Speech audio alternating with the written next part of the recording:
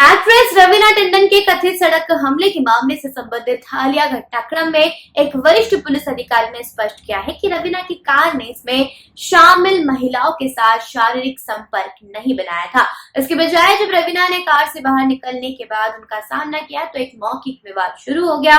Zone 9 के DSP ने उल्लेख किया है कि किसी भी पक्ष की ओर से कोई लिखित शिकायत नहीं थी और कोई चोट नहीं आई है। हालांकि रवीना ने दावा किया है कि समूह द्वारा उन पर हमला किया गया था। उनके करीबी एक सूत्र ने बताया कि झगड़ा तब बढ़ गया जब समूह ने उनके ड्राइवर को बाहर आकर उनसे बात करने की मांग की, जिसके कारण रवीना को इंटरफेयर करना पड़ा और उन्हें चोट आई है। यह घटना मुंबई के कार्टर रोड में रिजवी कॉलेज के पास हुई। एक वायरल वीडियो में रवीना और स्थानीय लोगों के बीच विवाद को दर्शाया गया।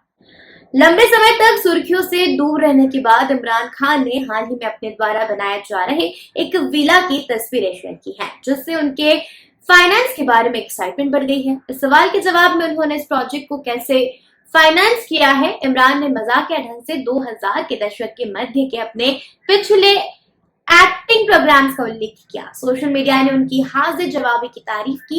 एक ट्रोल के कमेंट पर प्रतिक्रिया देते हुए समर्थकों ने उनके परिवार की संपत्ति और पिछले फिल्म निवेशों का हवाला देते हुए इमरान की फाइनेंशियल कंडीशन का बचाव किया। इमरान ने वर्षों से घर के डिजाइन और निर्माण में अपनी भागीदारी शेयर की है।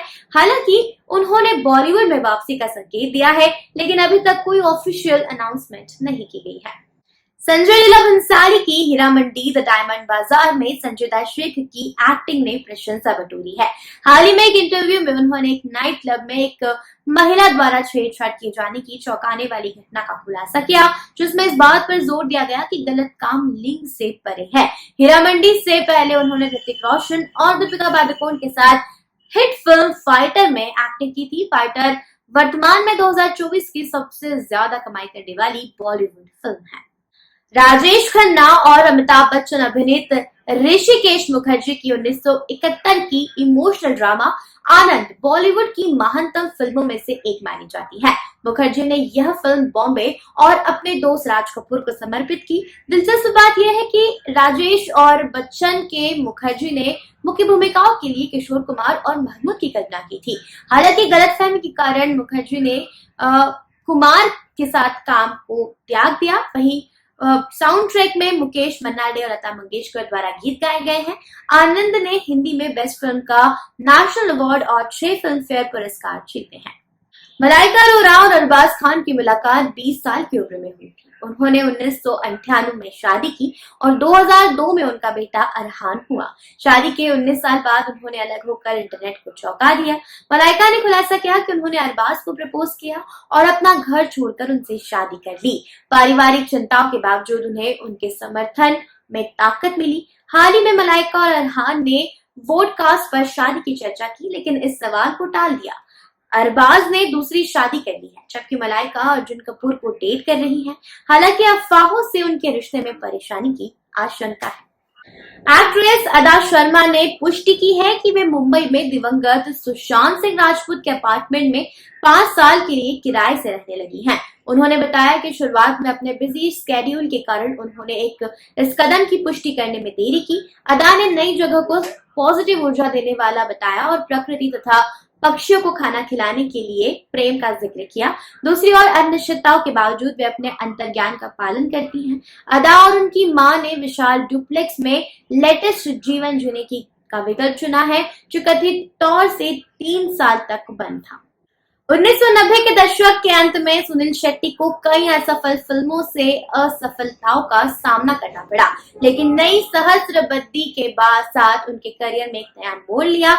हेरा फेरी में उनकी भूमिका ने उनकी कॉमिक टाइमिंग को दर्शाया और धड़कन में उनके स्वामित्व वाले प्रेमी देव का कैरेक्टर ने उनके करियर को वापस जिंदा किया।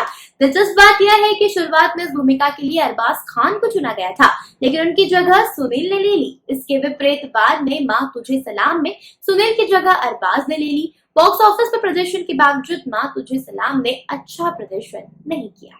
सोशल मीडिया पर अक्सर ट्रोलिंग का सामना करने वाली एक्ट्रेस उर्वशी रौतेला का मानना है कि इससे निपटने का सबसे अच्छा तरीका इसे पूरी तरह से नजरअंदाज करना है। अपने बिजी स्केड्यूल के कारण उनके पास नेगेटिविटी पर ध्यान देने का समय नहीं है। वे केवल उस पर ध्यान केंद्रित करने पर जोर देती हैं जो प्रासंगिक और रचनात्मक है। हाल ही में दिल्ली में एक फैशन शो में शो स्टॉपर के रूप में नजर आई उर्वशी अपने upcoming film JNU Jahangir national university में एक JNU छात्र की भूमिका निभाएगी। यह भूमिका उनके लिए विशेष महत्व रखती है क्योंकि उनके पिता को उम्मीद थी कि वे वास्तविक जीवन में JNU में दाखिला लेंगी। इसके अलावा वे नंदमुरी बालकृष्ण के साथ NBK 109 नामक एक फिल्म में दिखाई देने के लिए तैयार है। एक्टर सोनू सूद ने हाल ही में अपनी अपकमिंग फिल्म फतेह से BTS तस्वीरें शेयर की हैं, जिसमें अनुभवी एक्टर नसीरुद्दीन शाह है। सूद ने शाह के प्रति अपनी प्रशंसा व्यक्त की, जो साइबर क्राइम थ्रिलर में एक हैकर की भूमिका निभा रहे हैं।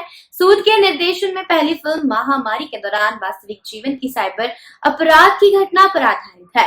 फोटोग्राफी के निर्देशक और एक्शन कोरियोग्राफी सहित हॉलीवुड प्रतिभाओं के साथ फतेह में जैकलिन फर्नांडिस भी है और यह इस साल रिलीज होने के लिए तैयार है। निजी मामलों पर अपनी चुप्पी के लिए जाने जाने वाले एक्टर आदित्य रॉय कपूर ने हाल ही में शेयर किया कि वे अपनी प्राइवेट लाइफ को प्राइवेट क्यों रखना पसंद करते हैं। उन्होंने कहा कि उन्हें कभी भी सार्वजनिक रूप से डिटेल शेयर करने की आवश्यकता महसूस नहीं हुई और वे सम्मानजनक चुप्पी बनाए रखते हैं। आदित्य ने अपनी सीमित सोशल मीडिया गतिविधि और उनके बारे में राय से निपटने के अपने दृष्टिकोण का हवाला देते हुए उनकी परवाह न करने की धारणाओं को भी संबोधित किया। हाल ही में अनन्या पांडे के साथ उनकी ब्रेकअप की खबरें सामने आई, जिससे कई लोगों को आश्चर्य हुआ क्योंकि उन्हें इवेंट्स में एक साथ देखा गया था। सूत्रों के मुताबिक ब्रेकअप करीब 1 महीने पहले हुआ है और दोनों इसे मैच्योरिटी के साथ हैंडल कर रहे हैं। सुशांत सिंह राजपूत का बांद्रा अपार्टमेंट खरीदने की खबरों पर कई महीनों की चुप्पी के बाद अदा शर्मा ने आखिरकार अफवाहों पर ध्यान दिया है। एक इंटरव्यू में बात करते हुए उन्होंने खुलासा किया कि वे 4 महीने पहले सुशांत के फ्लैट में रहने आई थी, लेकिन बस्तर और केरल स्टोरी के प्रचार के कारण और मथुरा में एक हाथी यात्रा के दौरान उन्हें ऐसा करने का मौका नहीं मिला। अदा अपनी माँ और दादी के साथ अब अपार्टमेंट में रहती है, जो पाली हिल बांद्रा में अपने आजीवन घर से उनकी पहली विदाई है। उन्होंने वाइब्स के लिए अपनी संवेदनशीलता पर जोर देते हुए नए स्थान को पॉजिटिव बताया है और पॉजिटिव इमोशंस व्यक्त किए हैं।